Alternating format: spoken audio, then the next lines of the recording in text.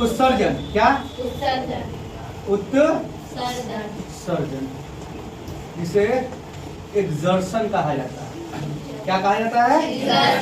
Exertion कहा जाता है, उत्सर्जन। ठीक है, यानी कि शरीर में हमारे जो भी अनावश्यक पदार्थ है, कैसे पदार्थ? अनावश्यक पदार्थ। जो भी विषाक्त पदार्थ है वो हमारे शरीर के उपापचय क्रिया के फलस्वरूप, जो भी उपापचय क्रिया के फलस्वरूप अनावश्यक और विषाक्त पदार्थ जो भी बनते हैं उसको शरीर से बाहर निकालना ही क्या कहलाता है? उत्सर्जन कहलाता है। यानी कि शरीर में जो भी विषाक्त पदार्थ है, जो भी बेकार पदार्थ है, उसको शरीर से बाहर निकलना ही क्या कहलाएगा? उत्सर्जन कहलाएगा।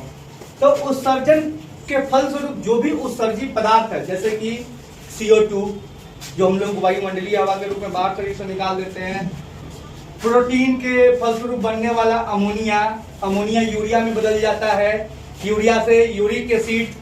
तो ये जो भी विषाक्त पदार्थ है, बेकार पदार्थ है या मल है, उसको शरीर से बाहर निकालना ही उत्सर्जन कहलाता है। अब हम लोग समझेंगे कि जैसे एक कोशिकीय जीव है अमीबा। अमीबा में जो उत्सर्जन होता है उस विधि का नाम है विसरण। अमीबा में उत्सर्जन किस विधि के द्वारा होता है? विसरण के द्वारा होता है। विसरण के द्वारा ही जो भी उसमें CO2 है या नाइट्रोजनी विकार वाले पदार्थ है उसको शरीर से हम लोग बाहर निकाल देते हैं। लेकिन मनुष्य तथा उच्च वर्टिब्रेटा संघ के जो भी जीव जंतु है उसमें उत्सर्जन के लिए एक खास अंग मौजूद होता है, जबकि अमीबा जैसे एक कोशिकीय जीव में कोई खास अंग मौजूद नहीं होता है, वो विसरण विधि के द्वारा निकालता है। लेकिन मनुष्य जैसे वर्टिब्रेटा संघ के जो भी जीव है उसमें उत्सर्जन के लिए एक खास अंग होता है जिसे ब्रिक, जिसे किडनी कहा जाता है, जिसे ब्रिक या किडनी कहा जाता है।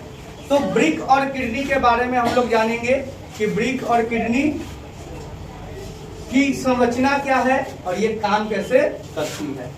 तो प्रत्येक मनुष्य के शरीर में एक जोड़ा ब्रिक है। कितना ब्रिक है? एक जोड़ा।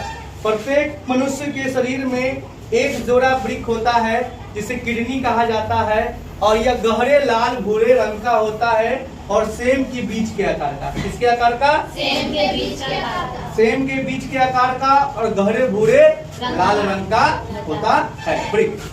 हमारे शरीर में एक जोड़ा ब्रिक है जो कि गहरे भूरे लाल रंग का एवं सेम के बीच के आकार का होता है। एक जोड़ा यानी कि दो। जो बायां ब्रिक है वो दाहिने ब्रिक की अपेक्षा थोड़ा सा ऊपर होता है। बायां ब्रिक दाहिने ब्रिक की अपेक्षा थोड़ा ऊपर होता है। ठीक है, अब आगे चलते हैं। ब्रिक की जो बाहरी सतह होती है, ये जो बाहरी सतह होती है, ब्रिक की जो बाहरी सतह होती है उसे उन्नतोदर यानी कि उत्तल कहा जाता है। क्या कहा जाता है? उत्तल। ब्रिक की बाहरी सतह को उन्नतोदर यानी कि उत्तल और ब्रिक की बाहरी सतह भीतरी सतह को नतोदर यानी कि अवतल कहा जाता है।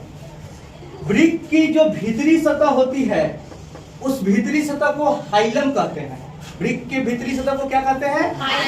हाइलम कहा जाता है। और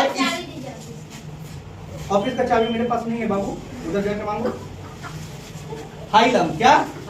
हाइलम। ब्रिक, हाँ, ब्रिक के भीतरी सतह को क्या कहते हैं? हाइलम कहा जाता है।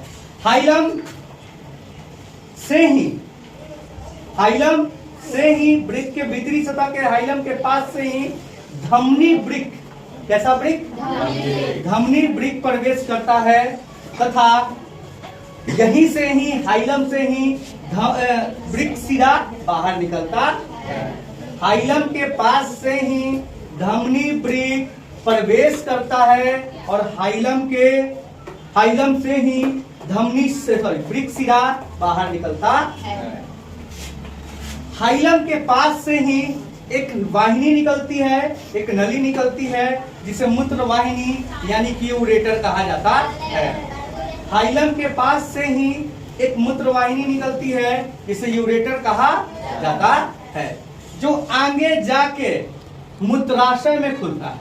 कहाँ खुलता है? मूत्राशय में खुलता है। मूत्राशय में ही आके मूत्र यूरिन यानी कि इकट्ठा होता है और मूत्राशय नाशपाती के